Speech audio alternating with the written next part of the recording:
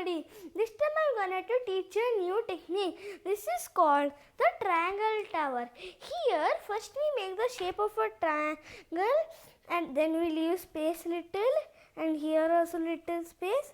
Then the gaps we cover and we use these two hands and then we keep them here. And after that again we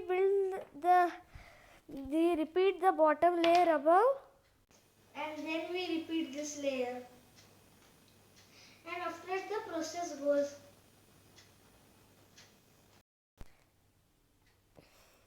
So we can build how much ever we want. It goes on and on. We can build how much we want, but we should not build it too much high. At any point it may fall. So let's topple it. Let's see. 3, 2, 1.